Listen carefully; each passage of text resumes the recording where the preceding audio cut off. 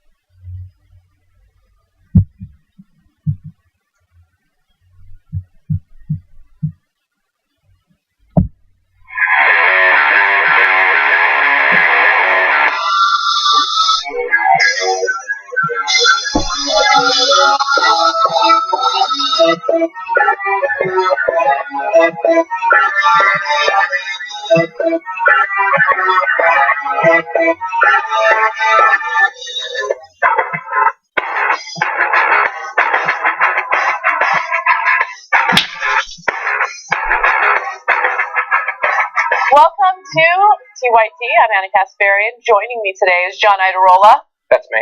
And I would say that we are the fill-ins for the first hour, but that would not be true. We are the regulars of the first hour, especially John. Cenk, unfortunately, was the victim of a delayed flight, so unfortunately he couldn't make it today, but it's okay because we have an awesome show prepared for you with lots of interesting and controversial topics, so we're going to get to that. I can't wait. Yes. John... I was about to call you Johnny Pie. John is so excited about today's show that he went and got a haircut for it. I did, actually, yeah. I couldn't bear to... I look like I could be one of the counter-protesters outside the University of Missouri right now. Anyway, yeah, it was overdue. It was overdue. Yeah, it was time. Yeah. I won't go into more details, but it was overdue. All right, fair enough. Remember, use the hashtag TYT Live to tweet to us during the show. We will read your tweets during our breaks and respond to some of them. Atomic Elbow made a meme that was so funny that I had to follow it. What's that? So yesterday during the post-game show, we were talking about farting in front of our significant others, and I made a comment about my significant other crop dusting, and so he made this hilarious crop dusting meme featuring Christian. Yeah. It was too funny. You guys should check it out. Yeah. I think I retweeted it. You should check it out. You might hurl, but you should check it out. No. We all have that situation going on time to time. Mm-hmm. Not me, I'm a woman. Like, women don't do that. Yeah, right before the show started, actually, she let one out. It was terrible. You're the worst. All right, we have quite a few very serious stories for you today. Later on in the show, we're going to talk about the latest instance of not only animal cruelty, but how the lack of regulation leads to us eating incredibly unsafe and unhealthy foods. But before we get to all of that, of course, we're going to also discuss Trump's deportation plan and also the latest at the University of Missouri. So let's get started with that. Let's do it. All right. The second man in Missouri who has made threats against black students at the University of Missouri has been arrested. Authorities have identified him as Connor B. Stottlemyre. And apparently he did something very similar to what Hunter Park did. He went online and he made very clear threats against African-American students. Now, Northwest Missouri State University freshman Connor B. Stottlemyre was taken to jail on suspicion of making a terrorist threat in connection to a post stating, quote, I'm going to shoot any black people tomorrow, so be ready. This is another 19-year-old who made, again, very clear threats online and got arrested as a result. Hunter Park was the first 19-year-old who got arrested for that. Now, Hunter Park's threat was, quote, I'm going to stand my ground tomorrow and shoot every black person I see. Park is suspected of making a terrorist threat, a Class C felony, which can bring a sentence of up to 7 years in prison. A University of Missouri police official said Park was not in possession of any weapons. Now, something interesting happened with Park that we didn't report in our original story because we didn't know. Of course, authorities are now questioning him about his post, and there was a second post that he put up indicating that some of the students at the University of Missouri are okay, and he wants to warn them not to go to school. If you can remember, that was a very similar warning that the Oregon Community College shooter posted online prior to the shooting. So the authority who spoke with Hunter said the following. I asked Hunter what he meant by the phrase, some of you are all right, don't go to campus tomorrow. Hunter smiled and stated, I was quoting something. I asked if he was quoting the Umpqua shooting. He replied, also... That's one of the creepiest paragraphs I've ever read. It's scary stuff. And a lot of you might be looking at this and saying, oh, they're empty threats. But when you consider the number of mass shootings that happened in the United States and the number of school shootings that have happened this year alone, you have to proceed with caution. It's just the common sense thing to do. The authority also continued to say, I asked why he had quoted the phrase. Hunter replied, I don't know, I just deep interest. Remember, at this point, he's getting arrested, he's talking to authorities, and he's just completely conceding that he has deep interest in what the Oregon mass shooter did. He's being questioned about a potential shooting that they're worried that he was going to commit, and he's just like, I just really liked the other one. Like, this isn't a fucking movie. This is not just... There are crazy people who, like, are prone to rage, or crazy people who do... Like, this is a classic crazy person who can't even hide when he knows he's being investigated for potential acts of violence. He can't hide how fucking insane he is. And, like, the idea that it's an empty threat... First of all, there are empty threats that you're allowed to throw around. Like, I swear, if they don't cut my hours, I'm going to quit, or something like that. That's an empty threat. You don't get to make empty threats about shooting up a school. And also understand, and believe me, I understand, there are a number of empty threats that are made on a regular basis on the internet, especially empty threats toward us, right? Yeah. And sometimes they're scary, sometimes they seem very real, but this kind of language is thrown around on the internet on a regular basis. But what you guys need to understand is that when it comes to the issue of free speech, this type of speech, very clear threats of violence toward targeted groups of people are not protected under the First Amendment in any way, shape, or form, especially in a racially charged issue like this. So I'm glad that the authorities are going after them. They should be investigated. I don't know if there's any way to find out whether or not they actually plan to shoot up the schools, but you can't make threats like this. I'm glad that the authorities are doing something about it. Now, one other quick thing. Of course, since the president of the University of Missouri stepped down, and since the chancellor did the same, there have been other very clear acts of racial harassment on campus.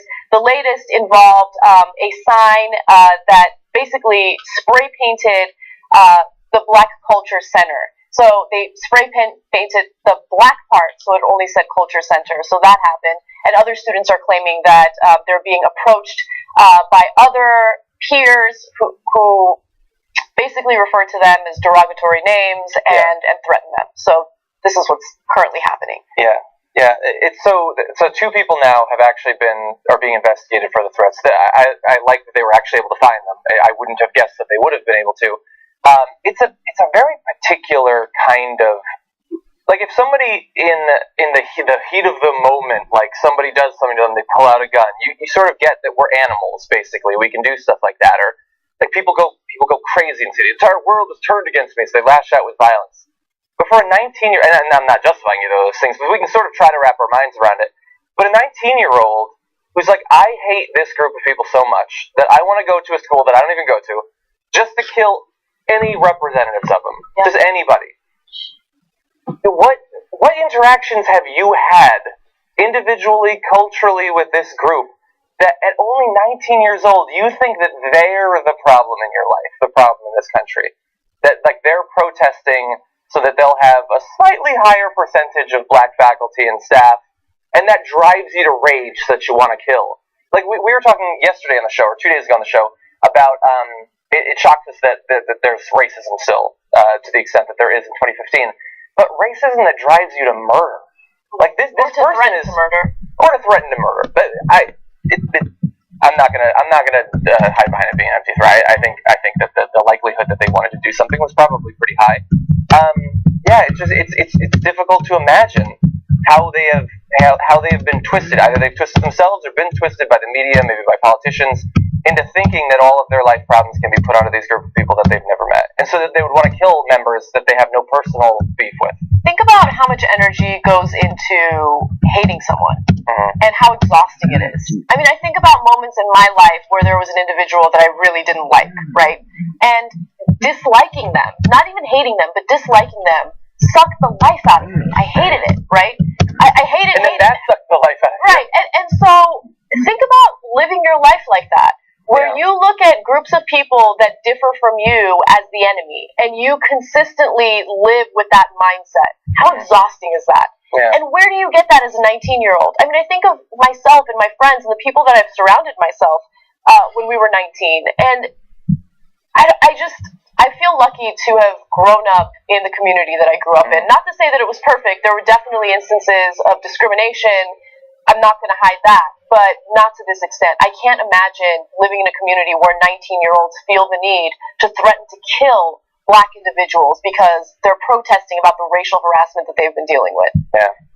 Yeah, and the parents who, I assume there had to be, even if it was that they were being influenced by the media or whatever, generally you have to create some sort of opening for that to be effective, and that's usually where I would want to look into the parents, basically, or whoever it was that raised them. And, like, they think that they're doing, like, a favor, like they're opening their kids' eyes to the reality of the racial distribution of power in this country, but, like, either the person gets caught wanting to shoot up the place, or this individual goes and shoots up the place, or they're just a sad, sorry person who goes online and makes threats about them. Like, what do you think you have done for that kid? Yeah. I don't know. Well, despite clear instances of racial discrimination on the University of Missouri campus, and despite the multiple death threats that black protesters have received online, a number of our presidential candidates from the GOP side believe that the protesters are overreacting. One of those individuals is Donald Trump, who spoke to Megyn Kelly about this issue. Real quick, Donald, what's your take on this whole Missouri story? I think it's disgusting. Really taking a troubling turn. I think it's disgusting. Yeah. I think the two people that resigned are weak, ineffective people. I think that when they resigned, they set something in motion that's going to be a disaster for the next long period of time. They were weak, ineffective people. How we hire people like this. Trump should have been the chancellor of that university. Believe me, there would have been no resignation. It really is so unfortunate. Oh, no, it's so bad. And by the way, did you look at their demands? Yeah. Maria, did you look at their demands? Their demands are like crazy. The demands that things that they're asking for, many of those things are like crazy. Okay, I apologize. That was not Megyn Kelly. Ben Carson spoke about the topic with Megyn Kelly, but it doesn't really matter. They're the same types of conservative robots that are, by the way, framing the questions in the most hilarious way.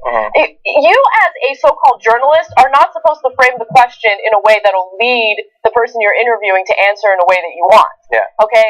But this is like two friends talking about how much they can't stand protesters. Yeah. It's not really an interview. Nonetheless, let's talk about the substance of this ridiculous conversation. Yeah. I mean, well, that's the woman who, at the debate, said that the unemployment rate in America is 40%. And she's a reporter, so I don't know how much I should expect from her. I love the vague language of, when they resigned, they set something in motion that'll be a disaster for a really long period of time. How many words can you use to communicate no information? That just, if anything bad happens from now on, I get to link it back to this thing that happened, because that was really open-ended. Right. And also, I've discovered one of the secrets to being a moron in the Republican Party as a presidential candidate. If you, like Ted Cruz, list 4 out of the 5 departments that you want to cut, you're going to be attacked. If, like Rick Perry, you list 2 out of the 3 cabinet posts that you want to get rid of, you'll be attacked. Just don't ever list anything. Like, just say, have you heard their demands? They're like crazy. Yeah. Don't mention any of them, then you can't be attacked for forgetting ones. Well, here's the great thing. Although it's unlikely that they've read the list of demands or even cared about the list of demands, I have them right in front of me right now. So let's talk about it. Are they like crazy? They're like so crazy. Okay, so one thing that they've demanded is curriculum to educate people about discrimination, racism on college campuses. Mm-hmm. How dare they? More education on a college campus? Outrageous. But is it really necessary at this point that we be educated about the continued persistence of racism in America? I think that we could just play the clip from Donald Trump a couple times, and that'll pretty much drive the message home. Well, we do have a black president, so that's all the education we need, right? We've Sure. totally conquered racial discrimination, which is why you have students leaving feces with a swastika sign imprinted on it in front of, black students. That's the kind of racism that we've already conquered and we've That's already gone creative. past, right? I'll give them that. And by the way, conservatives and the right-wing media keep making the claim that didn't really happen. It happened. Stop minimizing these instances. It's incredible because, again, these are Republican candidates who time and time again fail to win over the Latino vote, the black vote, minority vote. Mm-hmm.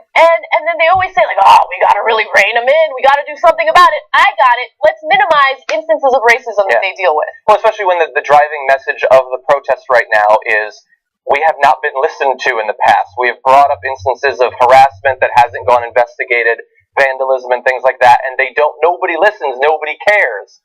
So then the response from the politicians is, it's not really happening, and it's not that bad. I don't think they really Here's another crazy demand. We demand that the academic year of 2017 to 2018, the University of Missouri increases the percentage of black faculty and staff. Oh shit, that's serious. Mm-hmm. Are they asking for 50%? Mm-hmm. No, they're asking for 10%. Yeah. 10%.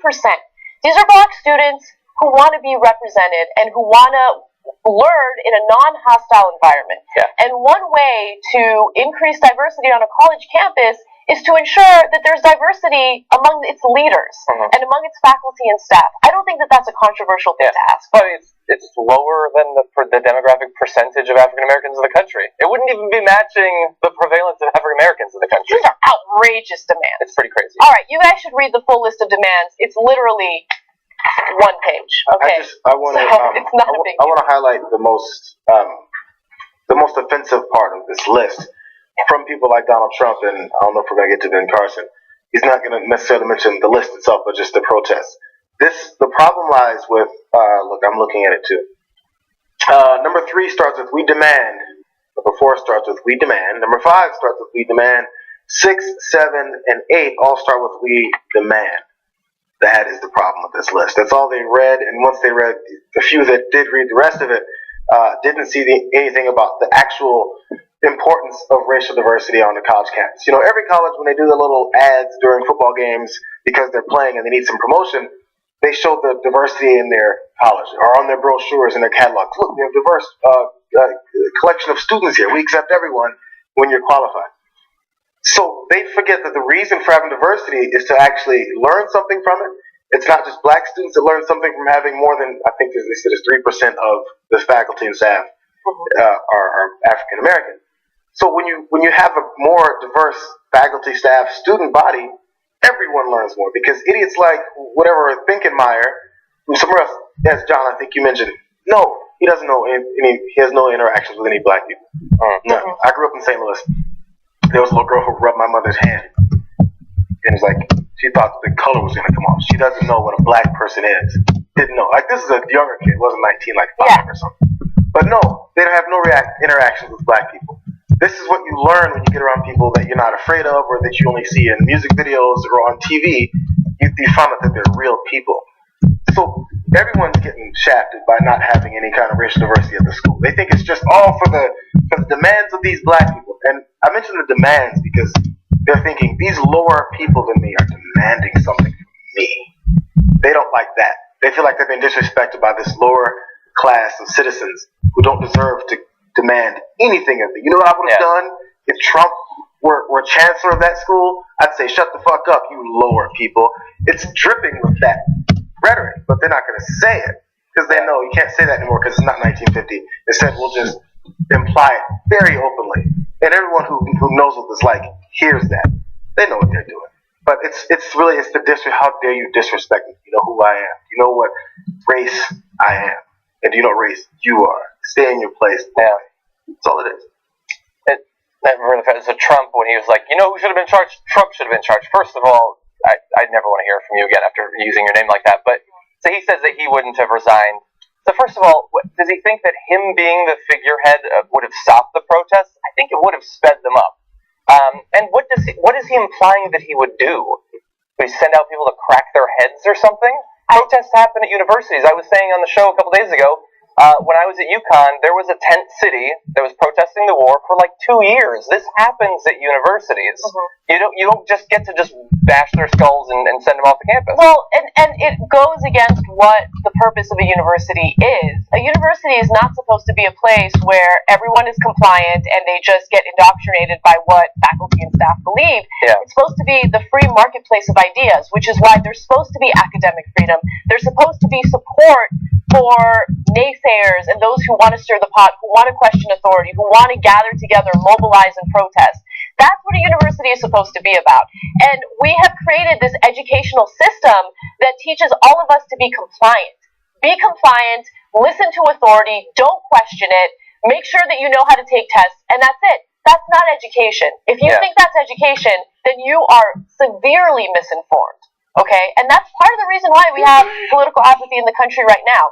Part of the reason why when you have a movement like Occupy Wall Street or the Ferguson protests, people have such a negative knee-jerk reaction to it. It's because you've been taught and conditioned over and over again to comply, and that's it. You're not allowed to do anything else. So for those of you who are looking at these protesters who have real concerns, and you're making them seem as though it's much to do about nothing, you are a product of the educational system and the educational failures in the United States. You are a compliant hack. And that's it. Yeah. Anyway, Ben Carson said the same shit. Okay, so I want. He also implied that they're being manipulated from outsiders. Every time there's a protest movement, that's what the opposition says to it: is that they're not there. It's not genuine concerns. They're being controlled by somebody from another state or something like that. That has happened at times, and it's a convenient thing to say about any protest movement that you disagree with. Mm-hmm. Which I'm trying to come up with protests that the right, other than the Tea Party, which wasn't really a protest. It was a bunch of relatively well-off people gathering to say that they hate Barack Obama and that they didn't want the banks bailed out, even though they do seem to actually like they want to elect politicians who do that or would do that in the future. They say that you have to have your guns to protect your rights. One of the most fundamental rights that we have is the right to assemble, the right to state our grievances, to protest. But they never seem to think we actually should do it. Remember, just have the guns. Don't ever actually do the thing that the guns are supposed to protect your right to do. But John, remember, the Second Amendment protects our First. Okay? But to them, the First Amendment is no gotcha questions, and I'm a Christian, so you can't get married, you're gay. That's pretty much the entirety of the First Amendment. It's incredible. And maybe you should be allowed to donate as much money as you want to a politician. That's the extent of it. That's it? Yeah. All right, let's move on to immigration. Donald Trump has elaborated a little more on his immigration policy, and as you know, he doesn't take kindly to undocumented immigrants in the United States. So as a result, during the debates, he decided to pay homage to a president who had a very controversial immigration policy, Eisenhower. Take a look. Let me just tell you that Dwight Eisenhower, good president, great president, people liked him. I like Ike, right? The expression, I like Ike. Moved 1.5 million illegal immigrants out of this country. Moved them just beyond the border, they came back. Moved them again beyond the border, they came back. Didn't like it. Moved them way south, they never came back. Dwight Eisenhower. You don't get nicer, you don't get friendlier. They moved 1.5 million people out. We have no choice. Now, the immigration policy that he was referring to was referred to as Operation Wetback. Okay? I like Ike. People liked Ike. That was a fight. Nobody friendlier. He was a nice guy. Nobody nicer. He was a nice guy. Even have a reputation for being that. Okay, so you have proven your point. Mm-hmm. You are able to pursue racist policies and still be kind of a nice guy other than that. To other white people, I suppose. Now, I'm going to give you more information about what Eisenhower did, and the misconception of him deporting 1.5 million people out of the United States. That number is inflated. I'll give you the real number in just a second. But before we get to that, Donald Trump went on Morning Joe, and he elaborated on what he plans on doing. He plans on creating a so-called deportation force that's more humane. Take a look. Tell me the how. Are you going to have a massive deportation force? You're going to have a deportation force, and you're going to do it humanely. And How are you going to pay for this? Oh, it's very Are they going to be inexpensive. ripped out of their homes? Can I tell you? They're going back where they came. If they came from a certain country, they're going to be brought back to that country. That's the way it's supposed to be. Yeah, we just drive buses, to China, to Europe, South America. We just drive the buses all over the place. Why not? Well, why would the other government stop us from doing that? I don't see why. And the deportation force will be paid for by the Mexican government, by the way. Exactly. Well, that's nice of them, I would say. Right. I know that we have a bunch more details, but really fast, just because we played that other video. I miss Sarah Palin. Mm-hmm. I thought she was as stupid as a politician could get. He is stupider than Sarah Palin. Everything in that, I like Ike, it's an expression, right? It's an expression. It was a campaign slogan of the Eisenhower administration. And I just had an idea, just in case in the future I do anything that people, like if I lie on the air, or I do something people don't like. I like pie. That's an expression now. I just said it. So in the future, I like pie. People said it. Yeah, I kicked that puppy, but I like pie. What is he fucking saying? He's insane. He's saying nothing. And the thing is, okay, so One other thing. Go ahead. And they never came back, and that's why we never had to deal with illegal immigration again. yeah, No, you there are idiot. over People did continue to come. 11 million undocumented immigrants in the United States right now. So Eisenhower's plan didn't work. And by the way, the numbers were inflated.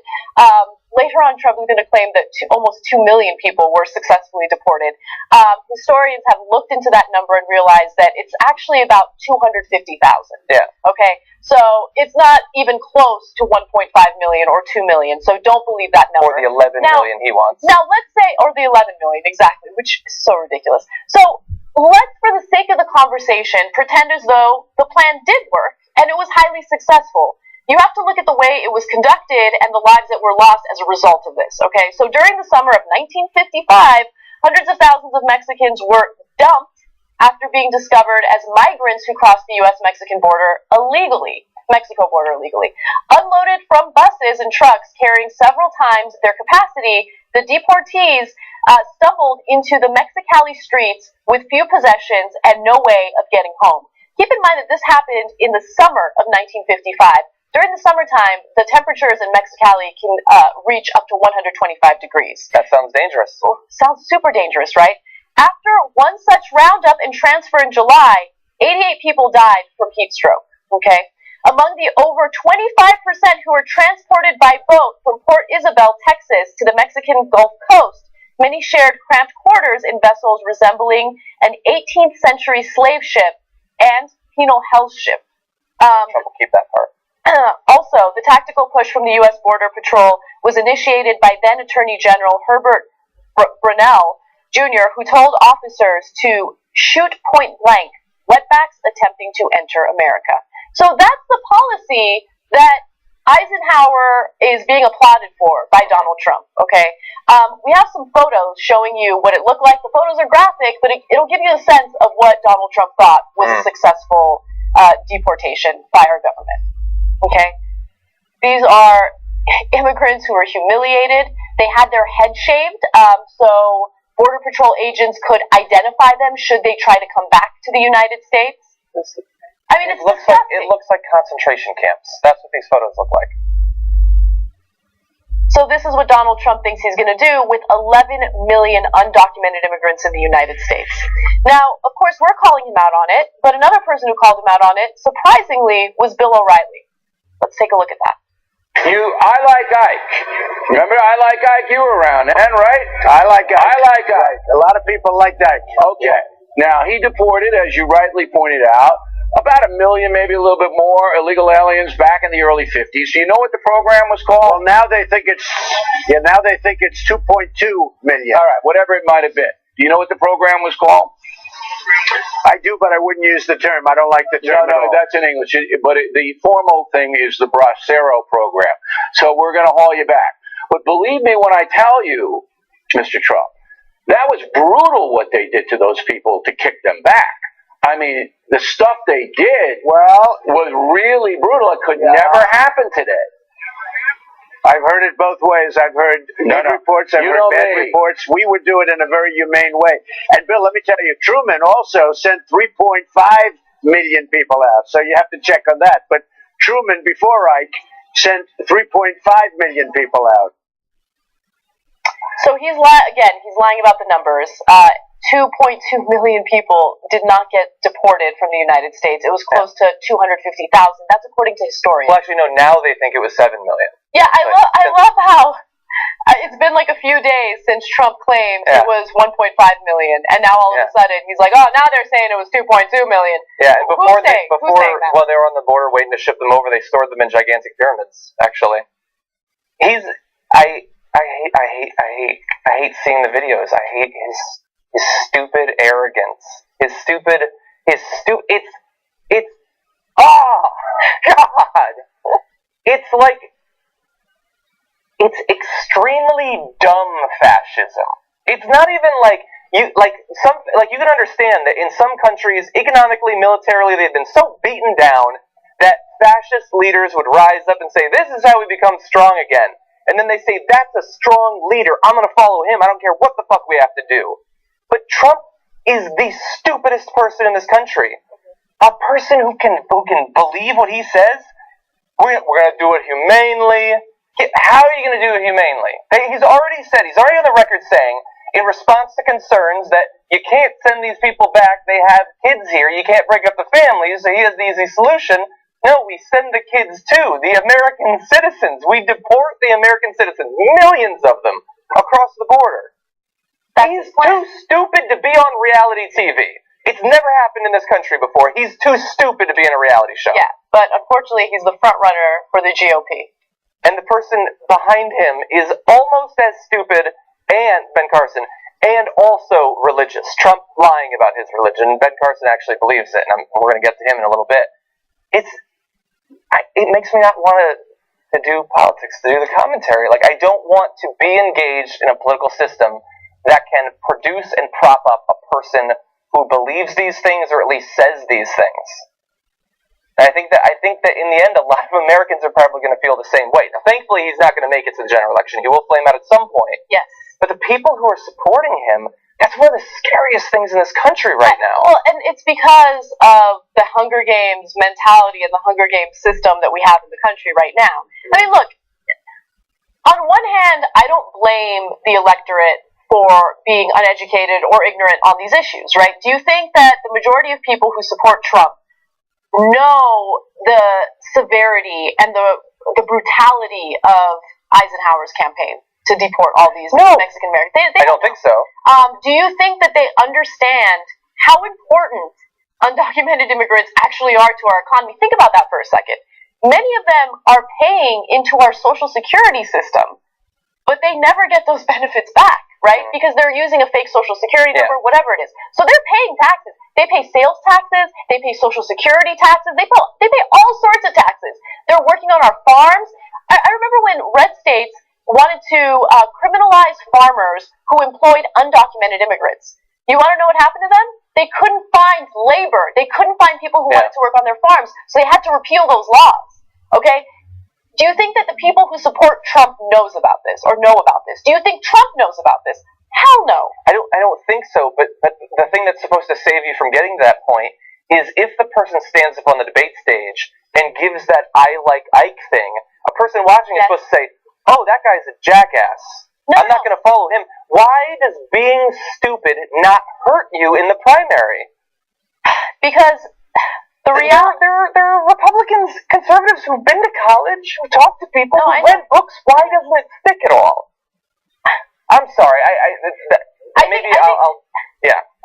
could go on for hours. I'm mentally trying to work through it right now. I'm being too nice to supporters. I totally understand that.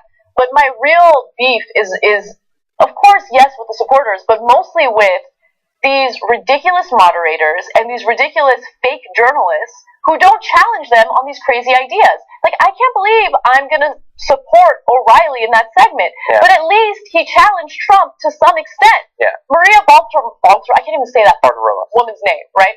Do you think she challenged any of the candidates during that GOP debate? No. Not at all. And O'Reilly's not a friend of undocumented immigrants. Like, and by the way, he was saying that the courts will strike it down.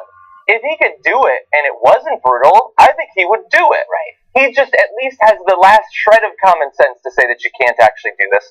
And as bad as I was not impressed with the CNBC moderators at the 2 debates ago or whatever, but one of them now, when they said, you seem to be running some sort of comic book villain campaign, that is the best challenge, I think, so far to him. Somebody pointing out that what you are saying does not come from reality. It comes from literally comic books, things designed generally for children. That's the level of how much thinking you've done, how much planning you've done for the future of this country. I want to hear that at every debate. Yeah. All right, guys, we got to take our first break. We've been talking for 36 minutes straight. Sorry. No, it's okay. We're going to take our break. We're going to read your TYT Live, so remember to tweet to us, and when we come back, lots of fun.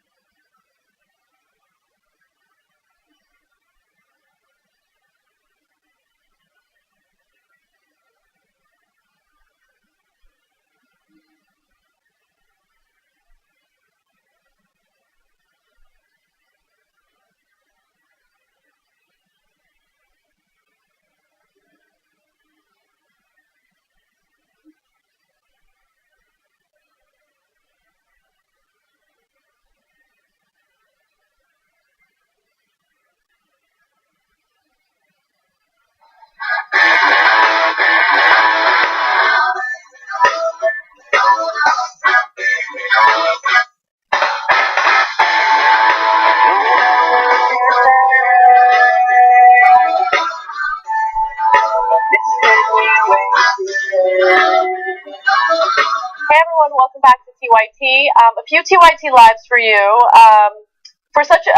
Warby Specter says, for such a great negotiator, Trump sure doesn't understand how negotiations work. Wait, which one is he referring to? I don't know. I don't know which policy, but yeah, probably. I think that's really funny. Alejandro says the faculty should be representative of its demographics. So I believe 7% of the student body at the University of Missouri is black. It's a tiny, tiny percentage, but that's also part of the problem. So I would probably do my best to represent them accurately on campus as well. Leanne Davis says, wow, Trump makes O'Reilly look like a humanitarian. Scary. Right, that's very true. And Leanne Davis, another tweet by Leanne Davis, get it, girl. She says, an ignorant electorate votes on ignorant leaders. Yeah. It's true. I mean, and look, it's the job of journalists to inform the public. Like, I try to preach that to my students on a regular basis. Like, I gave them a talk. I don't like to say lecture because lecture sounds lame, but I had a talk with them about just the importance, like the real reason for journalism. And like I gave them the history of muckraking and all of that, talked about the importance of whistleblowers, journalistic ethics, all sorts of things, and editorial control. And it's just incredible what they thought journalism is supposed to be about. And, what do they think it's about? Well, I think a lot of them are under the assumption that being a journalist is the equivalent of being a celebrity, right? It's more about making money, being a public figure, talking about news because you like the news, you care about it, but your job isn't necessarily to inform the public. It's more to entertain the public. And so you kind of have to switch that like mindset so they understand the importance of what they're learning and what they think they want to do in the future. Yeah. Look, they're entertainment journalists and they're purely to entertain, okay? Because we don't need to know about celebrities and what they're doing. Why would that be important? That's most of the news I see online. Right. I mean, if you're an attractive female celebrity, you can't host an award show in a skin-tight dress without it being all over Facebook, the recommendations and everything. Oh my God, Kendall Jenner showed her underwear on Snapchat. That's what her Snapchat is. Yeah. Why is that news every time she does it? Oh, Miley Cyrus licked something. She licks things. That's what she does. That's her job. Relax. Does she lick things? It seems like every week, according to Facebook. Oh my God, her nipple showed up. Yeah. It happens. Yeah, it happens. Relax. Well, speaking of college campuses, let's go ahead and... Speaking of nipples. Sorry. Just wanted to ignore all that.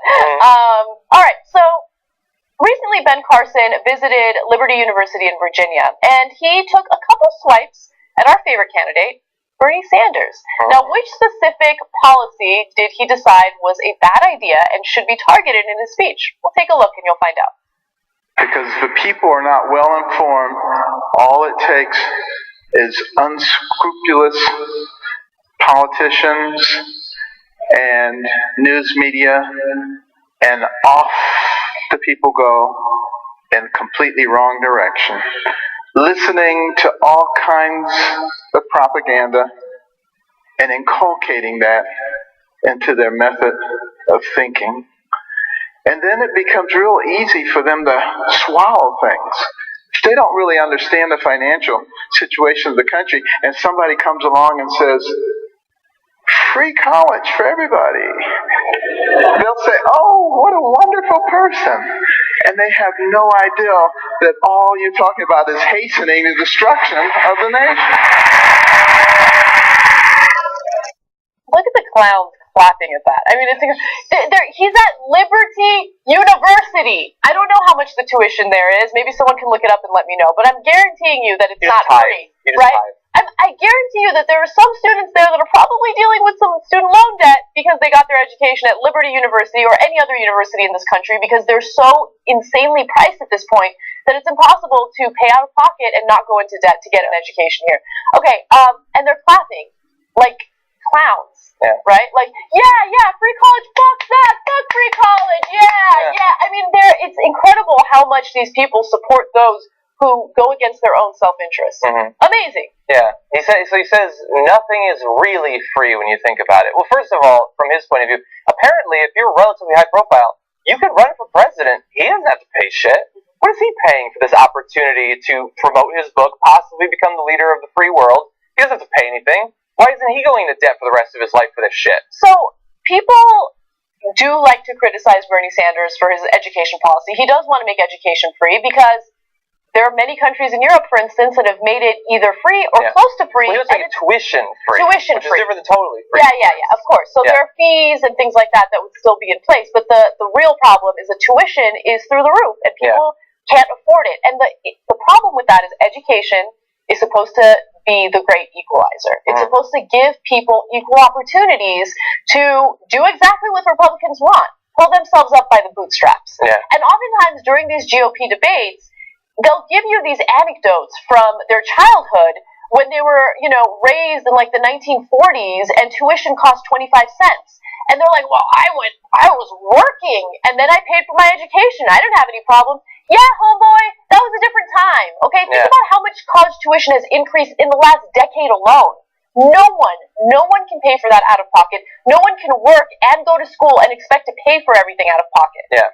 Well, I mean, he, in at least Fantasyland, was offered a free ride to West Point. That was going to be free. Now, he turned it down, perhaps because he knew that would have crippled him emotionally and spiritually in the future. And look, what it's not free college. It's not even free tuition at all college. It's Bernie Sanders wants to make public colleges for 4 years tuition free, which is a much more limited version of that total thing. Hillary Clinton has a different plan. And the crazy thing, of course, and we've thrown this fact around before, is that the cost that we would have to do this program would be something like $63 billion a year, which sounds like a lot of money. I mean, as I pointed out to Jimmy, and he's been talking about this recently, we just authorized an additional $30 billion for bombing specifically in Syria and Afghanistan over the next year. Well, that's okay. Yeah, nobody even thinks about that. That's free, which again counters what Ben Carson says. We can just, spend it. If you want to bomb it, just spend it. It doesn't matter. Right now, the federal government actually spends more than the $60 to $63 billion subsidizing and all of that stuff, that same system. I don't get, I'm being completely upfront, I have no clue how that actually works, but it is true. It would actually be slightly cheaper to just offer the 4-year tuition free for 4 years. And if it's so bad to get people in the habit of just expecting that education is going to be free, then fucking get rid of the public high schools and get rid of the public elementary schools and get rid of, why do we have any of that then? It's important to have it because, again, I think we should have it. You agree with me. But Republicans want to get away or get rid of those things for one specific reason. They don't want equal opportunity. And they don't use them. They don't use them, okay? It's the wealthier party. They take advantage of the private system, which, by the way, no one's advocating for getting rid of the private education system. It would still stand, so people would have a choice, right? But the reason why public education is so important and public universities are so important is because they give those from a lower socioeconomic status an opportunity to get educated and to be productive, successful members of society. Yeah. But Republicans hate that. Yeah. They don't want that kind of equality. They're the type of people who will take advantage of these systems, and as soon as they're wealthy and as soon as they're successful, they want to shut that door right behind them. That's true. Which is the most unpatriotic thing you can do. Look, when I think about where my money goes, I have no problem paying taxes, right? I would love for my tax money to go toward education. I would love for my tax money to go toward younger generations who can take advantage of the same opportunities that I had to become successful in life. Yeah. That's patriotic, okay? I don't want my money to go toward 50 ground troops in Syria who aren't going to change anything about the situation in the Middle East whatsoever. I don't want my money to go toward that. Exactly. I don't want my money to go toward weapons manufacturers who are constantly being funneled all this cash to come up with new military technology that we don't need. Yeah. Okay, I don't want my money to go toward that, but it doesn't matter what I want. Republicans are bought off by these weapons manufacturers. They're bought off by corporations. They would much rather subsidize these corporations and give them these huge tax cuts instead of help those that they're supposed to represent. Yeah. That's what this government's all about. Okay, so Ben Carson is lying to you when he talks about how expensive it's going to be and how it's going to destroy the country. One other thing, during that ridiculous speech, he also said, isn't that the problem with society? This is graphic 18. Isn't that the problem with society today? People want to force their beliefs on everyone else. I believe the Constitution gives everyone the same rights, but nobody extra rights. That's where the problem comes in. He said that in regard to reproductive rights and same-sex marriage. Okay? He believes that liberals who are in favor of marriage equality and reproductive rights are forcing their beliefs on everyone else. I mean, the irony there. It's pretty amazing. Like every time I watch him, that's all I can. Well, and when he was talking about the protests in Missouri and at Yale, he also said that simply because something offends you doesn't mean you should be able to shut down people's civil rights over it. Gay marriage offends them, so they want to shut down the civil rights over it. It's amazing. So since you... One last thing, just because I'm looking at the paragraph. He says, secular progressives, they're shouting at us to believe what they believe, and that's terrible. They shouldn't do that. End of that paragraph. The secret to prosperity in this nation is we must be willing to stand up for what we believe in. Is that what the secular progressives are doing in your Fantasyland version of their communication with you? Unbelievable. Sorry. Since you asked, according to CapEx, your college decision headquarters, go there for all your needs. And these aren't CapEx headphones. The annual cost at Liberty University, estimated $30,144 a year. Over $19,000 in tuition, and the rest being, room and board, which you may not necessarily do, books and supplies over $1,400, and random fees over $1,200. So, I mean, it's pretty, Thank you, JR. Just go there. That's awesome. And I also came up with potential, I'd have to actually do the study, but I came up with a way to possibly get Republicans to stand behind Bernie Sanders' plan. If we did actually subsidize 4 years of free public college, and more people decided to go to the public colleges as opposed to the private colleges because of that, there'd be less demand for the private colleges, which should drive down the cost of their tuition, because they don't have as many students to choose from. But we don't They'd save we money. don't want to educate the public, okay? Yeah. And if we do educate the public, we just want them to know how to be compliant. That's it. Okay, one last story, because we have to get to it, and I do warn you, there's a lot of graphic stuff that's about to happen that I am uncomfortable with, but we need to report on it. An organization known as Compassion Over Killing has just released a video of the quality pork processors and the way that they treat their animals there, specifically pigs. And it's a really difficult video to watch because you get a sense of not only how cruel they are, but how unsanitary the conditions are and how unsafe it is for us to consume the meat that isn't even really inspected there. Now, the video that we're about to show you is long, it's graphic, but it gives you a sense of what's happening to the food that you're eating in the U.S. Take a look.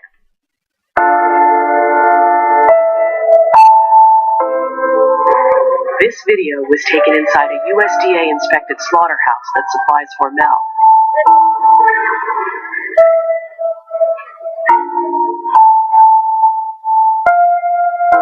With faster line speeds than almost any other facility in the U.S., approximately 1,300 pigs are killed each hour. By law, pigs must be rendered insensible to pain before having their throats slit. However, this doesn't always happen at quality pork processors, either from human error or from intentional cruelty, as one worker admitted. Pigs who regain sensibility on the slaughter line are sometimes even scalded alive.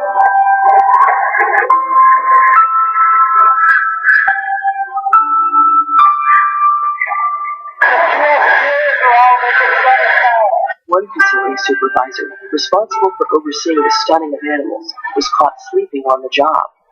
Other supervisors were caught cheering as a pig was improperly stunned.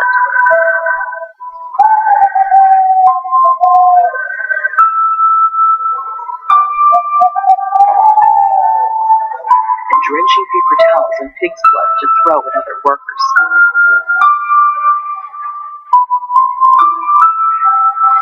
Our footage also shows numerous potential food safety issues, such as animals with prolapsed organs being processed for food, as well as countless pig carcasses riddled with pus-filled abscesses and covered in feces.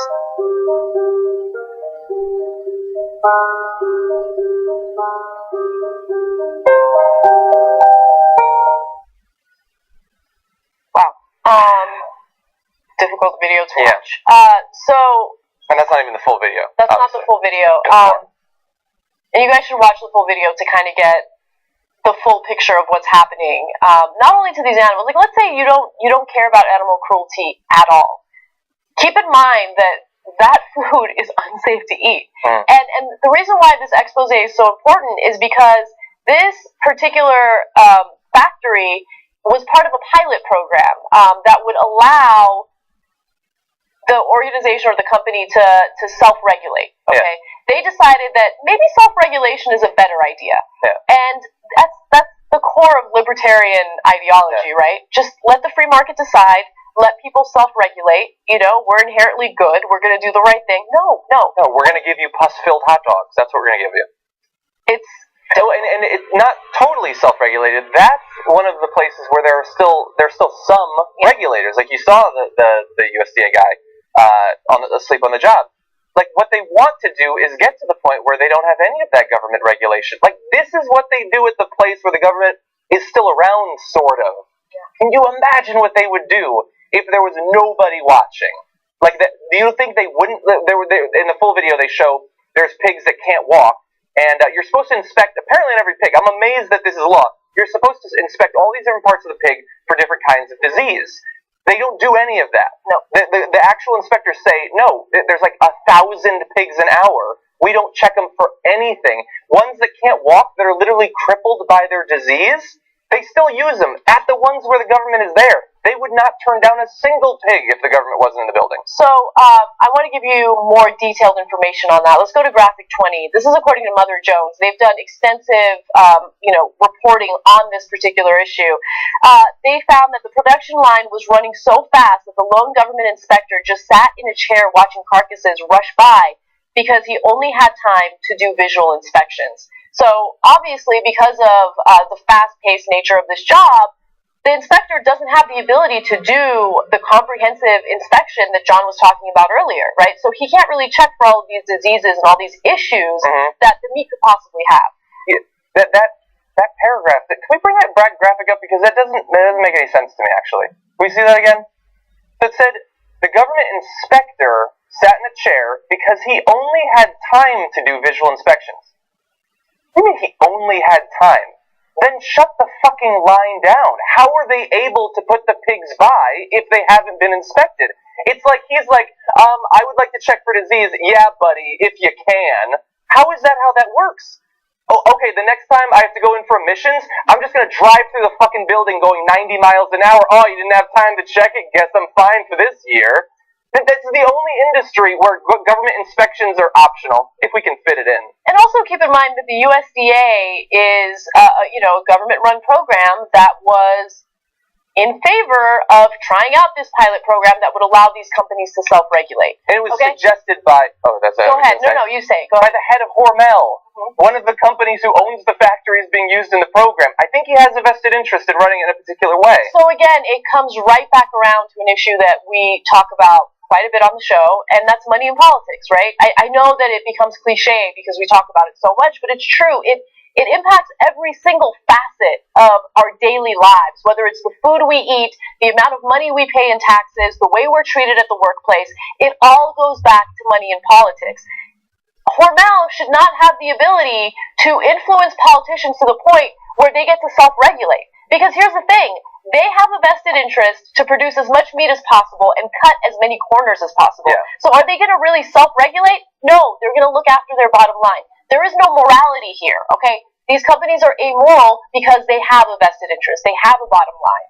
Yeah, there should be as many inspectors there as there need to be for the speed of the line. If you're going to race the line by, there should be 10 inspectors, 20 inspectors. They should be paying for them. And I understand that would raise the cost of meat or whatever.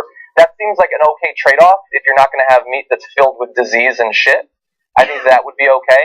And watching the video, I'll keep it brief, but like the person whose job is to just stick a knife in the throat of 1,000 pigs an hour, that might be the worst job in the world. I'm not, like, I understand you gotta work, and apparently somebody's gotta do it so people can eat meat, but watching that and how they, and again, as you said, even if you don't care about animal cruelty, can anyone watch that and not question, at least for a second, to continue eating a meat? Not over the cruelty. Like, even if you don't care about that, I think that should be enough that you care about it, but even if you don't, it's filled with pus and disease. They don't check because they don't care. If you're going to eat a diseased hamburger, they make $20. So what do they? They just put it through. They're willing to feed you stuff that will kill you. I hate that we're going to end the first hour with that. Yeah, I'm sorry. But we had to report on that. All right, so we're going to take a quick break, read your TYT lives, and when we come back, John is going to stay, and we're going to do What do you know? hour 2. Oh. Be right back.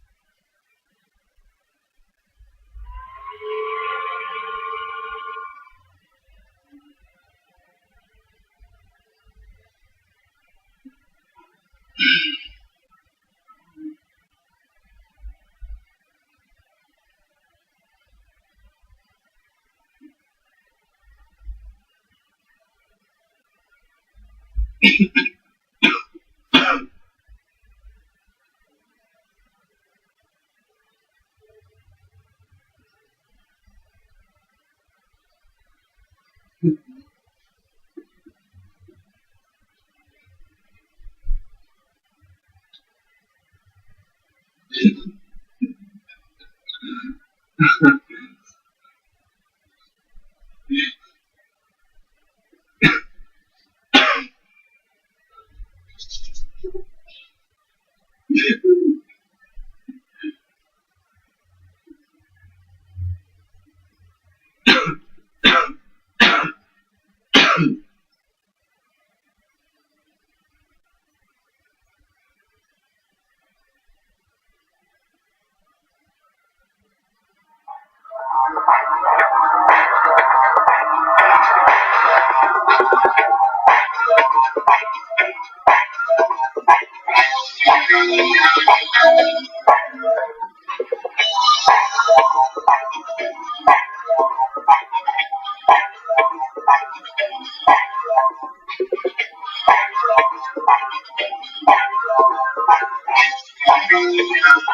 guys, welcome back to TYT, Hour 2. A really great tweet on TYT Live by John Blackman.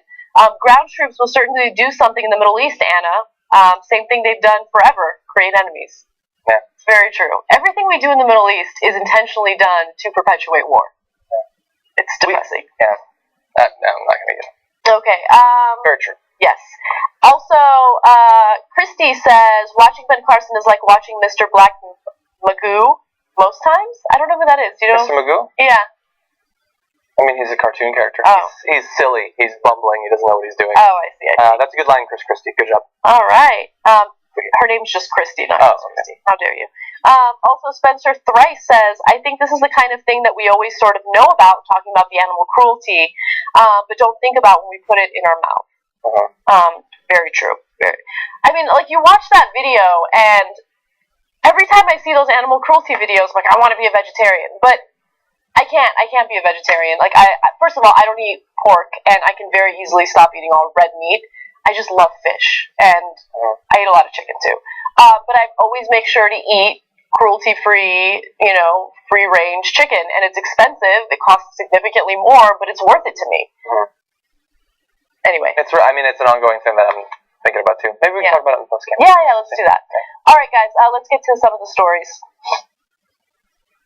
Recently, Donald Trump was speaking to a conservative radio show host by the name of Mark Levin. If you guys don't know anything about Mark Levin, you should know that Ted Cruz thinks that Mark Levin should be a debate moderator for the GOP. Now, with that said, they decided to get into a discussion about Hillary Clinton, and the discussion was ridiculous. Take a look. Well, she has a new hairdo. Did you notice that today? That's called a wig. Is that a wig? You're right. It must be. It was massive. Her hair became massive. You know you're going to get in trouble now. I don't care. Okay. I don't care. But no, because I'm a person that tells the truth. It was very different, wasn't it? Did you like it? Don't get me in trouble now. Is Donald Trump having a conversation with me right now, or with anyone, about someone else's hair, right? Yeah. Like, the guy looks like have you seen his hair? His hairline starts right here, no, it's like an inch thick. Like, it's like an inch thick. Yeah. It's like his hair is suddenly fleeing. I think it's a wig. I don't care. He's a bad man. Maybe he's trolling us. I don't mean like with that. Obviously, right there he is. Maybe the entire thing is trolling. He's like, I want to see how absurd I can go before they finally call me on it. Talking about your hair? It would be like if he insulted another candidate for looking like a toad. Like, dude, that's you, man. That's you. Oh my God, it's incredible. It would be like him criticizing John Boehner for having orange skin. Yeah. Like, come on, dude. Or like, oh God, it would be like me saying, like, I don't trust that politician. He looks like a big-nosed skinhead. Like, no, there's certain things you don't get to insult people on if they're true about you, you fool. Chris Christie's like, look at the BMI on this dude. No, you have weaknesses. You have to accept them. I understand this is a ridiculous story, okay? Yes. But also, please give me a pass, because we just did an hour of, like, factory farms and, like, pigs getting their throats slashed. Yeah. Let's have a little bit of fun, yeah, that's true. Okay? Before you judge me. Now, with that said, Matt Drudge, who is the founder of the Drudge Report, highly conservative guy, decided to seize on this opportunity and basically put up all of these ridiculous tweets claiming that Hillary Clinton has a wig. All right, so there's one of them. Her hair looks perfectly fine to me. I don't. Looks like normal. Yeah. Let's go to the that next looks one. like what an older woman has for hair in that age range. That's what it looks like. All right. So this thing went way overboard when the chatter prompted celebrity gossip magazine People to call up Clinton's hairdresser to fact check Trump's ridiculous claims. Okay. Now Santa Nichols, who apparently is the hairdresser, basically called this wig theory ridiculous and said Clinton has the most amazing hair in the world. That sounds like a Trump quote, actually. So when Trump was on SNL, a group offered $5,000 to call him a racist. Like, that feels good, to call him a racist, for him to know that people know that he's a racist. I just want someone on live TV to get a grip on that and just pull and just see what happens, man. I'll give him $5,000. I literally will. If you do, I don't got $5,000, but I will borrow $5,000 to pay you if you get a grip on his head and just pull and let's just see what happens. But here's the thing. I mean, first of all, if he purchased a wig that looks like that, I guess it's slightly worse. That's a good point. It hasn't improved. I don't think it's a wig. I feel like if he were to wear a wig, he would make a better decision. I think it is his natural hair, and he's just holding on for dear life. Holding on for dear life. That's amazing, Linus. But which is worse, though? If the best wig you could get looked like that, or if that's what your hair looked like and you didn't do anything about it for decades? I don't think there's anything he can do about it. Do this. Yeah, you're a joke. Whatever. It's better than that, I think. You're a young guy who can pull it off. He cannot pull off a buzz cut. He's holding on for dear life. That's like the last bit of youth, or at least he thinks that's the last bit of youth he holds. Yeah, so the other thing I want to say about this more generally is, look, we're not totally immune to criticizing politicians on their physical appearance, especially. The more dreadful a person they are, the more we think we have free reign. We make a ton of Chris Christie jokes. I don't make the Chris Christie jokes. You don't. I actually think the Chris Christie jokes are super inappropriate, and I hate them. Okay, well, I'm a flawed man. What can I say? Flaws. Yeah. But Trump in particular seems to criticize women on their appearance constantly. And look, I'm not saying if you're gonna be a dick and you're gonna criticize people on their appearance, you should do it to both. You should not be sexist and only target one. Yeah. Criticize men as well, and I guess he did it to Rand Paul's hair. But just constantly, he had the Carly Fiorina thing at the last debate. He's talked about her multiple times. He's tweeted to women that they're cows and monsters.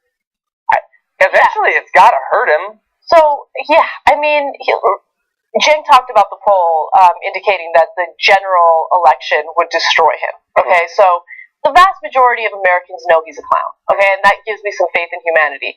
But, for anyone who might think that I have a double standard when it comes to Christie versus Trump and how I make fun of one and not the other, Christie doesn't go around calling people fat. Christie doesn't go around calling people cows.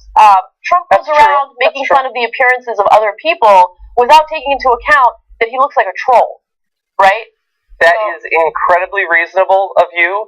Hopefully, if he has ever insulted someone's physical appearance, please tweet that to us, because I now need that for justification to continue mocking him.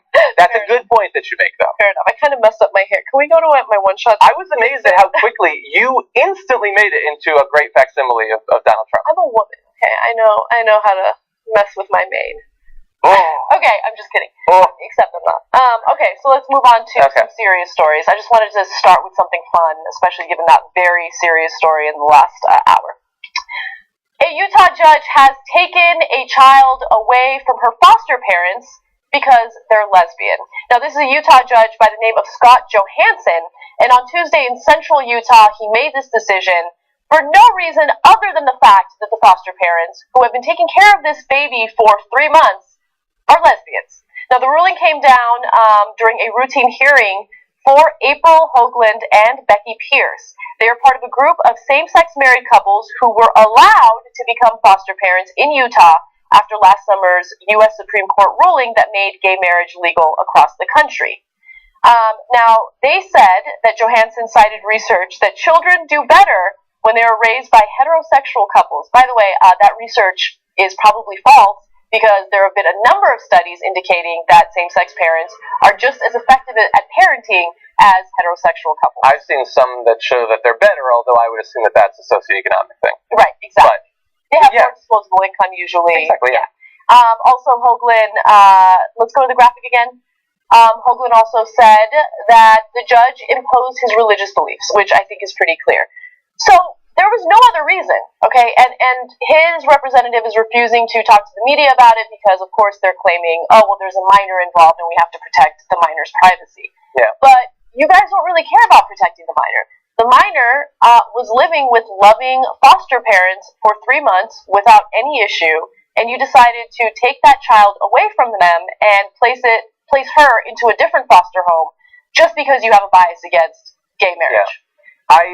There's almost nothing that makes me happier in a story than when someone's argument gets the double whammy of both being wrong and it wouldn't matter if it was right. Like, first of all, it is wrong that they do worse when they're with homosexual couples. Like we've talked about, there's a million, Google the videos. We've done a million videos. They do at least as well, in some cases better. But even if they did worse, that wouldn't matter at all, and you wouldn't be able to take away their kids based on that. As I've said this in many videos too, we do not take people away from couples that are statistically or demographically less likely to be good parents. Okay, you know what? If you're raised by a 15 or 16-year-old, you're going to be worse. Yoink, take the kid away. Okay, if you're being raised by someone who's got a shitty job and they have a go-nowhere attitude, they're going to do worse. Yoink, you take them away then. If they have a physical or mental disability, they'll probably end up doing a little bit worse. You take the kid away then. We don't do that in America. You're allowed to be statistically likely to be a bad parent. Yeah. Then they're not going to be bad parents, but even if they were bad parents, I'm sure that you could break it down, and if you look, probably, like economic class, different religions probably have different outcomes for their kids. We don't take you away if you're a below average prospective parent. That's not how America works. That's exactly right.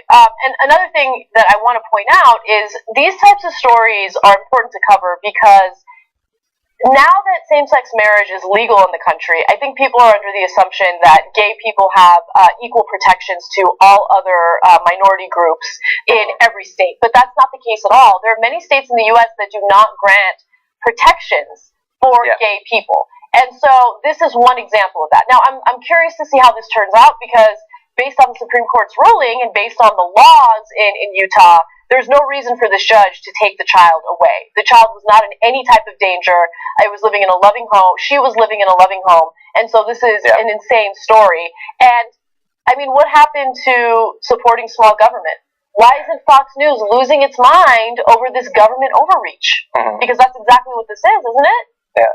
Yeah, and look, if you recall, I'm not going to go too in-depth, but the actual argument that the Supreme Court made and why they were striking down the ability of states to ban gay marriage, it seems like if this works its way up there, there is no way that can't fall on them.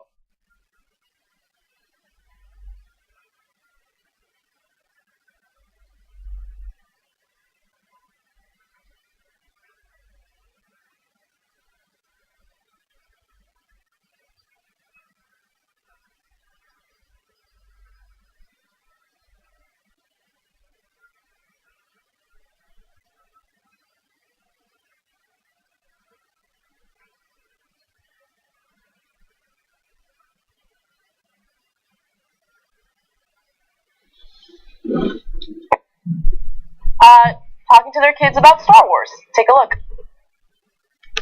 Dun dun dun dun dun dun dun dun. Cooper, I am your father. No, no, no. I am your father. That's got to be the worst Vader ever. Campbell's Star Wars soups. How about you be Chewbacca? Made for real life. All right. So Campbell's is actually doing this ad campaign where they have real life families do the ads, and they want to represent the diversity of families in America. And they did so by having a same-sex couple, feeding their child soup. Yeah. Super sweet. It shouldn't be objectionable, except the religious right in the country had a problem with it. One of those individuals was a woman by the name of Jess Hicks, who went online, Facebook specifically, and said the following. This is incredible. She says, I'm so sick of this homosexual agenda. You sell soup, not butt sex. Please take your ad down, or you will not have a company anymore. So that's what Jess Hicks believes. Now, she has a lot of respect for her own power to take down corporations, doesn't she? I think that she needs to be evaluated for psychiatric purposes, because if you watch that ad with that adorable little child eating soup and you immediately thought of anal sex, There might be something wrong with Well, it was in the background. You had to actually, you would have really looked, but there was anal sex there. I think she called it butt sex. Okay, anyway. No, butt sex. By the way, and how funny is it? Is she's like working herself up like, oh, I'm the person who knows what's going on. I'm going to really stick it to them. Butt sex. Like that, you undercut the seriousness of your claims when you use a term like that, buddy. Yes, absolutely. So Jess Hicks was met with an online troll who created a Facebook page that is not in any way associated with Campbell's, but it kind of seems like it was, called Campbell's for Help. So it seemed like a customer service Facebook page for Campbell's, right? And so this online troll responds back to Jess Hicks and says, "It seems you have somehow mistook two men feeding their child soup as a pornographic film depicting anal stimulation. My word, Jessica, that is quite a leap." Oh my. Now, Jessica didn't take kindly to that. She responded back by saying, "It might as well. The poor kid must have a terrible life. Imagine going to school having to tell everyone you have two dads." That's a great argument. I love that argument. Yeah. First of all, the shame of whatever is going on in your family is not the same as being surrounded by anal sex as you're growing up. That would be worse, let me tell you. But then also, it must be so bad for this kid that he has to go there and say that he's two dads. Meaning that if he says that, then he might be made fun of or stigmatized in some way by people like me, the person posting this. You're the only person who's going to attack him based on that. People like you. Maybe if you chill out, he wouldn't have a bad life when he goes and says he has two dads. Oh, it gets better. So the Campbell's for Help troll then responded, "They'd be more embarrassed going to school with anyone knowing I am in some way associated with you." At that point, Hicks started throwing feces at the wall. Yeah. She's like, then said that her child looks after by his mother and father the only way it should be. And then finally the troll closes this wonderful conversation with, "Jess, please send our condolences to your child." So sometimes trolls can be good. Yeah. And that's the moral of the story. Yeah, exactly. So we see very often the idea that if you have a gay couple, you're ramming anal sex down my throat. That's the terminology that they always use. But for some reason, some people buy porn. They subscribe to pornographic websites. They pay like a monthly fee, or they get DVDs. I don't know why they do that. But for me, why would you have to do that? Because I can just go online and watch Campbell's commercials of straight couples showing off. When they feed that kid, all I'm thinking of is penis and vagina sex. Just penis and vagina sex when I see that straight couple. All day long. Oh, it's hot, man. I get a bisque going here. No, like, nobody but a homophobe sees two gay people and then thinks, I wonder what it looks like when his penis goes in that guy's butthole. No, we don't think about that. You think about that. Something wrong with you. And honestly, actually, everybody needs a hobby, though. Yeah, we've said it a lot of times too. There's this thing called anal sex between straight couples, dude. Oh, yeah. So, I mean, I've heard of this. I don't know if every Campbell Soup ad, maybe every Cheerios ad, General Mills, whatever, where they're selling some kind of food. If there's a woman on, and if she's ever in her life had anal sex, or if a guy has participated in anal sex as well with a woman, if that's ever happened, did they vet these actors before they came on? Yeah. Did they make sure that's ever happened? Have they ever had oral sex? Has anyone had a penis in their mouth? Because that's, I mean, we don't want to think about that when I think of Campbell Soup and I think of straight sex, it's mouth or ass. Oh my goodness, you're selling that. Yeah. No one thinks about that because they're actually interested in that. I hate that when I think about the woman at home, the close-mindedness. It hurts because a lot of people really enjoy anal sex, and maybe she's one of those 1 in 3 that actually really enjoys it, but she's never going to know. And you know that, like, sitting next to her husband watching her type, and he's like, I'm never getting in there, man. Yeah. Damn it. It's crazy. I mean, every time I see a cardboard box in a commercial, I think there might be a dick in there. Exactly. You never know. You never know. Open it up. Oh, it's a dick. When I see, like, a nice carton of buttered popcorn, I think maybe he's sticking his dick through the bottom of it. You know, I can't go to a movie without thinking about that. All around me, it's just a forest of buttery dicks. Anyway, but it is good on Campbell's. It is good on Campbell's that they have ads like that. We have come quite a ways. Yeah. Apparently not racially in this country, but there has to be a cocktail called Buttery Dick. Like, there has to. I mean, there's Buttery Nipple. Like, why wouldn't there be Buttery Dick? I hate. That one's a jumbo. That's the thing about feminists, though. Like, they took over the cocktail market. They get Buttery Nipple, but what about Buttery Dick? Oh, God. I tweeted something. Or, no, I said something during the debate coverage, and one of the female fans, hopefully not watching right now, She tweeted to me, "Oh my God, that just made me choke on my cocktail." I was like, I don't know about that. All right, we got to take our first break for the second hour. When we come back, fun will happen.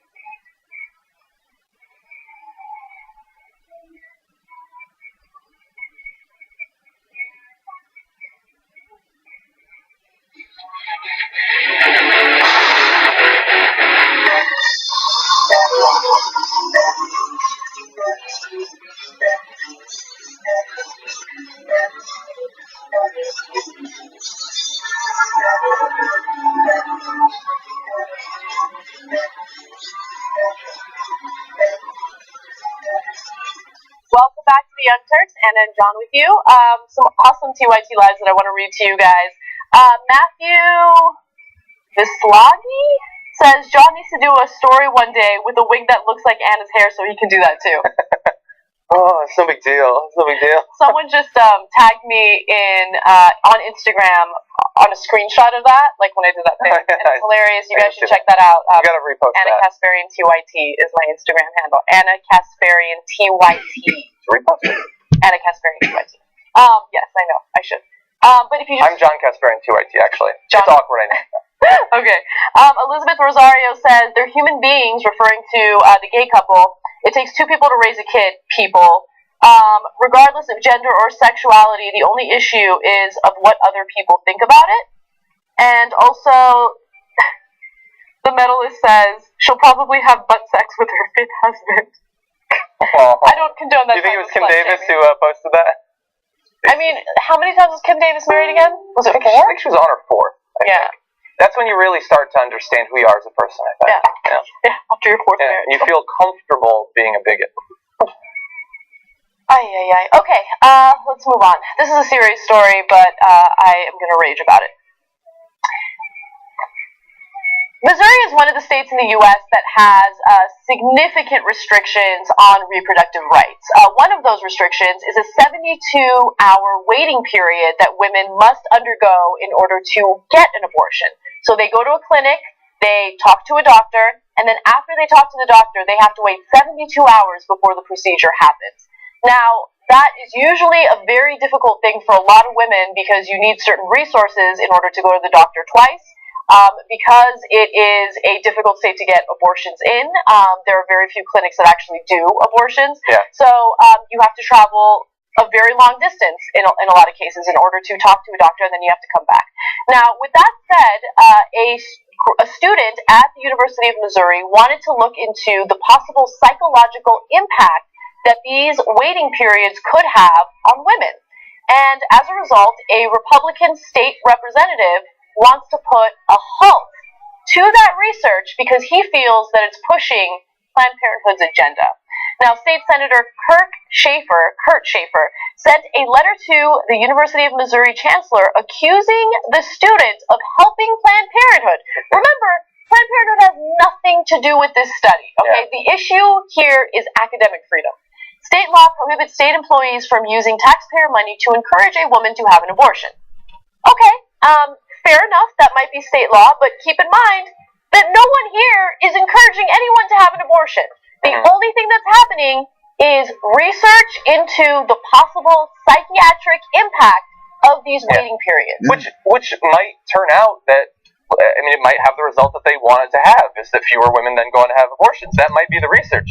And by the way, I also love that he's saying we can't look into the effect of this thing, implying that nobody has looked into the effect of this thing, but it should be state law, regardless of the lack of research. It should just be law. No one will ever be able to research it. It should be law across the country. Such a great point. That's such a great point. And it goes to show you that they're not really concerned about life, because if they're concerned about people's lives, they would worry about the mental health of a woman who is seeking an abortion. They would care about that, right? But they don't care about that.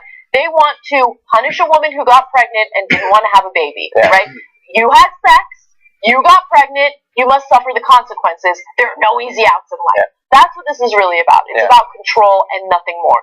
If they cared about lives, they would also make an exception for women who were victims of rape and incest, but this law in Missouri does not make that exception for women who are victims of rape and incest. So that's another little piece of proof that this whole thing about life is not really what they're concerned about.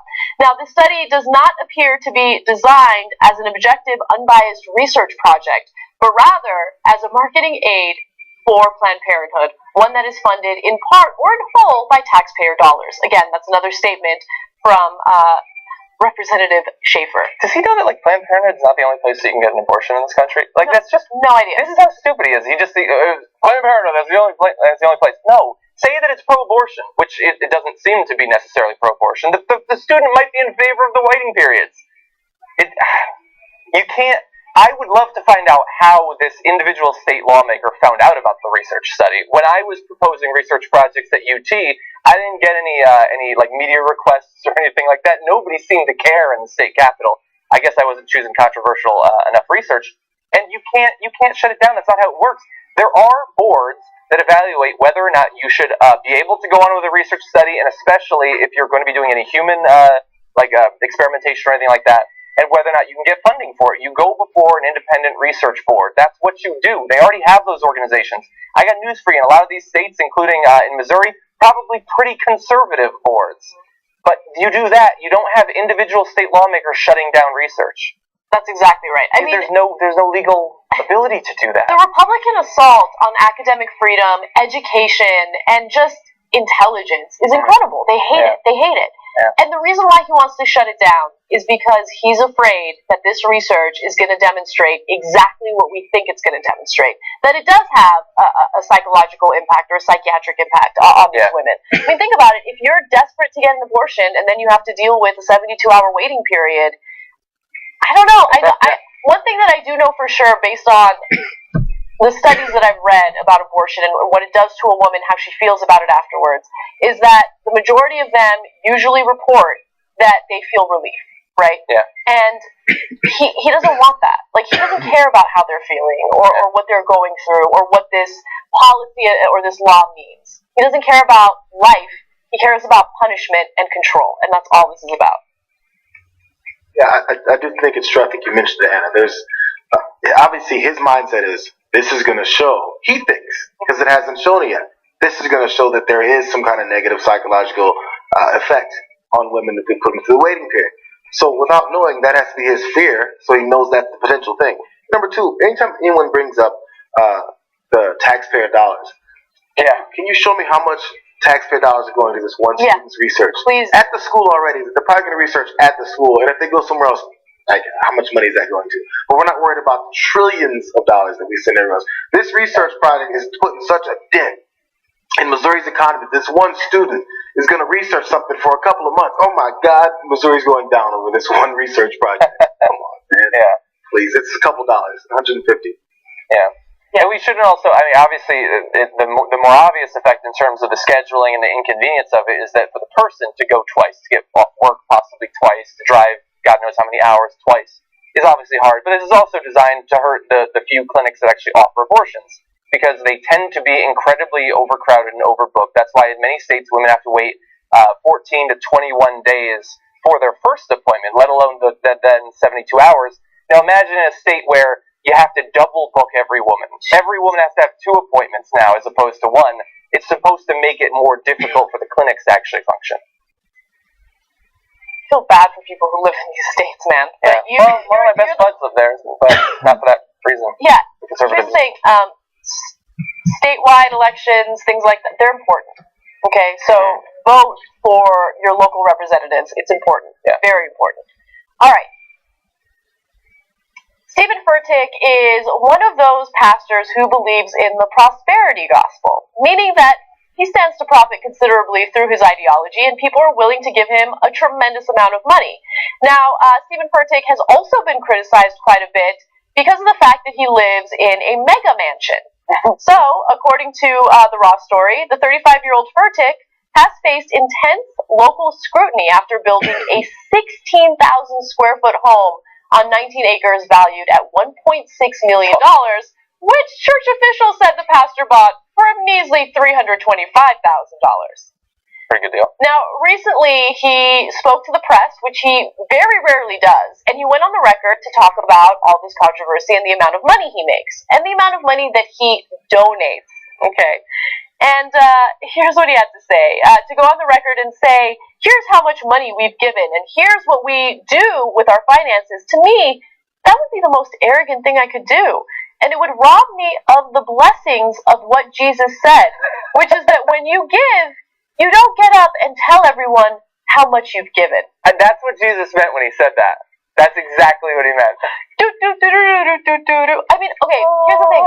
His church attracts 20,000 people. Nailed it. Okay, so, I mean, I don't know. Do you hate the player or do you hate the game? Turn around for a second. You hate the player. Come on. Look at that.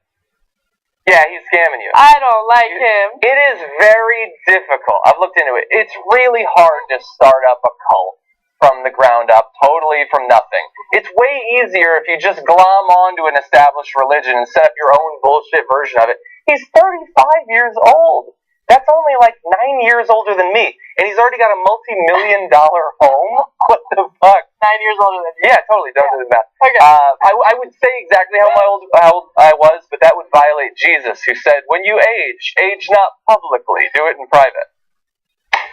Okay, so we do have some information on the numbers in their church and how much they've received and how much they've given. So Elevation Church does post some financial records on its website, reporting that the church took in $33.5 million in offerings last year and gave away $3.8 million in outreach. Spent $9 million on personnel, and reported $13.9 million in cash assets. That's awesome. And their outreach, which is what churches are supposed to do. Like, that's what churches do. I mean, look, we made a lot. It was a priority for us. We gave out 10%. Damn, man. I guess that is technically like the tithing level, but that's supposed to be what you give to the church, not what the church manages to dole out to people. I give you a final quote from this lovely guy who just wants to follow the teachings of Jesus Christ. He said, "I think the size of something has to be kept in the context of the need. So when I look at the size, That's awesome.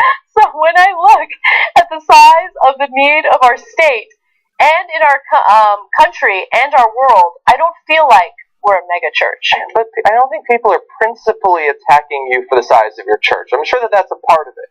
It's your personal, what you're taking away and building a mansion. I'm not religious. I don't necessarily understand why people would get into being like a priest or whatever. But if you do, like, I've always thought of it as a church has the little apartment, the one-room apartment that the priest lives in, and that he lives and works there. He's not in it for the money. That's how it's supposed to be. That's how it's supposed to work. I mean, but that said, good that he's doing this. He has assembled a group of people around him who have no better understanding of their relationship with him and with the organization than the average Scientologist does. They are being played for their money, and they can't recognize it. Now, look, as long as they know that he has the house, which they apparently do know, it's public knowledge. I mean, should he have to say his own salary? I think ethically he should, but I don't think that he should be forced to. You're allowed to scam people generally, as long as you're not like totally. You're allowed to tell religious lies. You're allowed to tell people I'm going to get you into heaven or whatever. You can't tell them actual financial lies, legal lies, or anything like that. I don't know that he's necessarily doing anything wrong. He has found 20,000 extremely gullible people. I wish I had 20,000 gullible people. That's why I asked the ridiculous question: do you hate the player or do you hate the game? I know that sounds stupid, and I phrased it that way. But no, you're right. I mean, it's kind of like, you know, whenever we bring up a Kardashian story where she's making $75,000 a day off her app, right? Yeah. Do you get angry at her, or do you get angry at the people who are willing to shell out the cash? I'd get angry at the people that are willing to shell out the cash. Oh. Sure, I'm angry at both. Yeah, no, now I'm angry at him, actually. Yeah, no, you're totally right. There's always, like, people love to give what they have to people who have more than them, for some reason. Yeah. Which is, of course, obviously the exact opposite of the purpose of religious-based charity. It's supposed to help out the weaker, not for the weak, the poor people who go, the congregants, to give money to the rich guy with the bizarre haircut. But they're doing it. They're doing it. They've been doing it for thousands of years, and they're going to continue to do it because they think that he knows something from heaven. All right, let's take our last and final break. When we come back, a story that we've been meaning to get to for a while now, Joe Kennedy, the coach who will not stop praying. Hi, I'm Ben Mankiewicz with TYT Sports. Here's what I think of Washington NFL owner Dan Snyder. I invented the word jackbag with Dan Snyder in mind. You ready for this? Spurs in 5. That's mental, right? Watch. Rodriguez, he's back in the game. Can he do anything here? He's taking no prisoners. He's going to go all the way, and he's got it. You know, I never told you guys about my younger twin brothers, and I thought I'd introduce them to you today. My brothers, Henrik and Joel. The moral argument is, what do you tell your kids, right? Tell your kids, I'm trying to win my fantasy football league, so I pick up Saddam Hussein. I know he's massacred people. I fucking signed Uday. Ronda Rousey hasn't had a chance in. Really? Hell no. What I think Neymar is good as a front striker. Partner him with Suarez and just have Messi do whatever he wants to do. If he wants to go and get a burger, let him. If he wants to go and have a drink at the side, let him do it as long as he can bang in the goals. It is illogical. It's 100% wrong. It is indefensible. Any woman who makes an argument in defense of Kobe Lewis has never seen a baseball game or doesn't understand what baseball is. Doesn't matter what your opinion is, as long as you have one. Subscribe to TYT.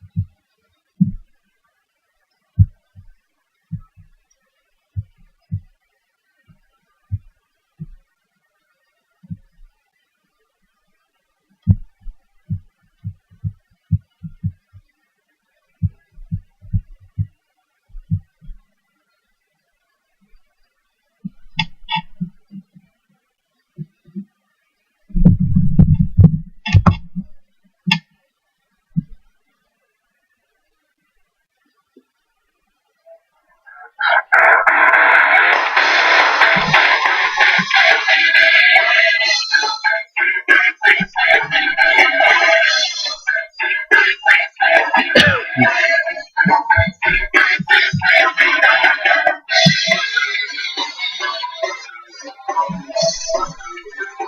welcome back to the Young Turks, TYT Network, TYT Live. Alright, so Ronnie says the waiting period is not going to change the conditions of the women who are having the abortion. I'm sure that these women thought the situation out. It's their body. I could not agree with you more. Tulsa Ranger says, no sex ed until you're pregnant and about to get an abortion, then we'll educate you. Great point. Yeah. It's incredible how backwards our country is. And also, CCUK says, if he uses all that money, does it then make it taxable as he isn't a church? As he isn't a church, yeah. I mean, that's... Yeah, I wonder, his income is probably taxed, I would imagine. I hope so. Yeah. I don't know how that works. So Eric Bostic tweeted, this guy is a pastor in my area, been to the church, and I just don't trust him. I think the whole place is a religious scam/cult. Yep. There's probably a good bit of that. I get, like, I've never been to a mega church, but back in Texas, they're everywhere, and I've like, read about what they have, what they offer, and everything, and so I totally get, if you're a religious person, it seems pretty awesome. Yeah. They've got, like, laser shows, and there's a Starbucks, and they take care of your kid there. Like, if you're used to little old churches, that sounds pretty awesome. And it seems like the perfect environment to develop a cult of personality around one person surrounded by lasers on a gigantic screen. Like, this seems like the natural development for mega churches. Okay, just hear me out on this before you lose your mind. I just thought of anal sex. And the reason why is because of that story because of that religious crazy person who thought about anal sex with the Campbell's commercial. So as you were talking about religion, I'm like, anal sex. Because now religion and anal sex go hand in hand for me. No, that's not... Take my hand, baby. I'm just going to stop talking. We're going to make this thing happen. It's been a long day. Yeah. And we've all got anal sex on the mind. I know, we all want to leave and get to our anal sex. We got one more story we got to do. We do. All right. Okay. A high school football coach in Washington has been so defiant about the fact that he prays at these football games that he has now been suspended and placed on paid administrative leave because he refused to stop praying at these football games. Now, in mid-September, Superintendent Aaron Lavelle sent a 3-page letter to the coach by the name of Joe Kennedy, laying out 2 problematic practices in the football program. The first was that the coach's post-game inspirational talks at midfield used overtly religious expressions and were conducted while players kneeled.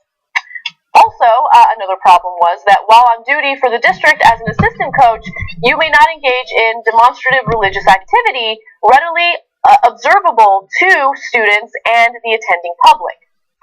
Now, all right, so this has been a huge issue. It's an ongoing issue. And look, to give you more context, Joe Kennedy seems like a very sweet, nice guy. Like, he's a role model for these kids. They look up to him. And his argument is, I'm religious, okay? I believe in Christianity, so as a result, I am going to pray at the 50-yard line. However, just like Jesus did. Okay. Yeah. So, but I'm not telling the players or any of the students that they have to come pray with me. They are voluntarily coming to me and praying with me. So that's his argument. And a lot of people have run with that argument, but there are Supreme Court rulings that deal with very similar issues that could be applied to this case, because this case could go to the courts. It's a really interesting one. Yeah. Now, before we get to all of the nitty-gritty legal ramifications of what he's doing and what the law actually entails, what do you think about this story? I think I'm sure that he's nice, and, I like Ike, that expression. I'm sure he's nice and he's friendly. Everybody likes him. But, no, he knows exactly what he's doing. He is trying to twist their arm to participate in the activity. You're a coach. These kids need your approval. Many of them want to perhaps start the game or something. They're not right now. You don't think they're going to feel any pressure to make you think that they agree with you religiously, especially if it's that important to you? Of course they're going to. That's why he's doing it. He has the power over them. So I like that you brought that up, because, again, there's a court ruling that had to do with a very similar issue. So according to Slate, we know that after the 1992 case, Lee versus Weissman, public schools may not invite outside adults to lead prayers at graduation ceremonies. Part of the Supreme Court majority's reasoning was based on the fact that students, unlike adults, might feel subtly coerced to participate and would be unlikely to want to miss their graduation to protest sectarian prayers. Now, that's very similar to this case, right? So you might make the argument that, hey, it's a voluntary thing. He's just praying, and these students are voluntarily going to him. But again, these players want to appease the coach, assistant coach. They want to make sure that he's happy. And when you're giving these inspirational talks at midfield, remember, the religious stuff happens on two different occasions. The inspirational talks at midfield, and then also the straight-out prayer at the 50-yard line. Yeah. Okay? The inspirational talks include the students. That's not voluntary. And then the prayer at the 50-yard line might seem like something that's voluntary for the students, but again, it could be a subtle coercion that makes them participate. And of course, they would say, like he is all the time with the talks and after-school classes or after-school things they want to do that are religious. No, so mentioning God in class, that doesn't influence kids. It's not going to make them do anything they don't want to do. But don't bring up the fact that there are gay people, because kids will instantly become gay in class if they hear about it. If you teach about same-sex, then that will make them gay. So a bit of a disconnect there. We always try to get them to see how an outsider sees the situation. So if your kid had to go to a school and the vast majority of the students there and the teachers there were Muslim, and they did voluntary Muslim prayers at the 50-yard line, and your kid wanted to start on the football team, would you think that he felt no pressure to conform, or wouldn't feel a little bit weird about that? I don't think that you'd think that. But even if you're not going to be reasonable and see it from the point of view of a different religion, we were just talking about the megachurch pastor who says he doesn't have to say his salary because God says not to do it publicly. This is what God was talking about. This is what Jesus was talking about. It didn't actually happen. But if it happened, this is what Jesus was talking about. It's not saying, look how religious I am, literally in the middle of a stadium. It can't be more public. Yeah. Surrounded by thousands of people, he's going to kneel down to show how devout he is. Jesus wanted none of that. He didn't want that. He wanted it to be in your heart. He said to pray in private, not on the street corners. He would have said the 50-yard line if there had been football back then. Okay, so I'm an idiot when it comes to football. The 50-yard line is the middle of the field. It's he's talking about praying at the center of the field. Okay, I thought that it was actually all the way at the end of the field. I didn't realize it. I'm an idiot. Well, even then it would be visible. You guys can start commenting on how stupid I am now. I know nothing about football. It's everyone's eyes, that's where they're pointed. That's incredible. Yeah. Okay, so, yeah, it is a very public thing. And, look, this is a difficult story for me to comment on because I do believe in religious freedom, right? So I do believe that you, as a private citizen, should have the ability to pray. Like, if you're Muslim, if you're Jewish, if you're Christian, I don't care what your religion is. If you personally feel the need to pray before some sort of event, whether it be at a school or something, I think that's fine. But you have to make sure that the setting is such that kids don't feel like they have to engage with it or engage with you to appease you. And I think that it's very easy for high school students to be influenced by that. I don't think that they're really infringing on any way. Like you have sexual privileges and rights in this country. If you want to engage in sexual acts, you can generally do it now that Loving versus Texas is taken down. But you can't do it in public generally. You can't do it at a 50-yard line. Like the place where you're doing it matters. You have rights in certain places. And you can flirt at home if you want to. But if you're the boss in a workplace, you can't flirt with your workers because that will influence them. Your ability to do things is contingent on who you're doing it with and where you're doing it. You should totally be able to pray. You have churches and you have your home to do that in. You don't necessarily have the right to pray when it would negatively impact the people around you. Fair enough. All right, guys, that does it for today's show. Hopefully you enjoyed it. Jank will likely be back tomorrow, although I can't make any promises, but we're going to have a power panel. It's going to be a lot of fun, so you don't want to miss it. For the members, there will be a post-game. Make sure you check that out. And for everyone else, we love you, and we'll see you tomorrow. Bye-bye.